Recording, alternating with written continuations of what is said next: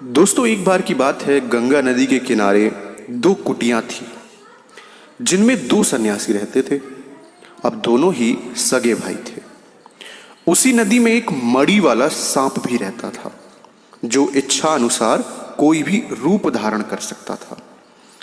अब एक दिन की बात है, वह सांप एक मानव के वेश में नदी के किनारे टहल रहा था। तभी उसकी दृष्टि छोटे सन्यासी पर पड़ी जो अपनी कुटिया में बैठा था।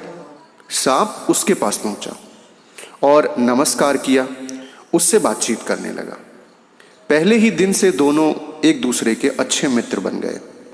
फिर तो दोनों के मिलने का सिलसिला बढ़ता गया और वे दोनों हर एक दो दिन में मिलने लगे और आते जाते एक दूसरे का आलिंगन भी करते।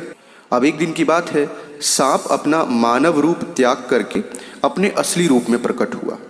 उसने अपने कंठ से मणि को निकालकर उस सन्यासी को दिखाया। सांप को असली रूप में देखकर सन्यासी के होश उड़ गए। डर से उसने अपनी भूख प्यास भी खो दी। इससे उसकी अवस्था कुछ ही दिन में एक चिरकालीन रोगी की तरह हो गई।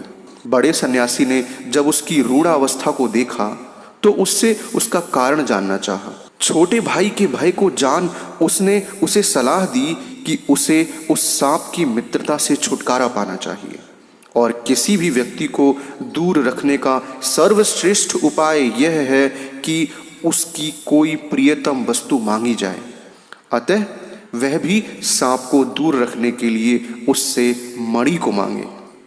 अब दूसरे दिन जब वह सांप छोटे सन्यासी की कुटिया में पहुंचा तो सन्यासी ने उससे उसकी मणि मांगी। इसे सुन वह सांप कुछ बहाना बना वहां से तुरंत चला गया। इसके पश्चात भी सन्यासी की 2 बार सांप से मुलाकात हुई और उसने हर बार उससे उसकी मणि मांगी। सांप तब से उससे दूर ही नमस्कार करके चला गया और फिर कभी उसके सामने नहीं आया।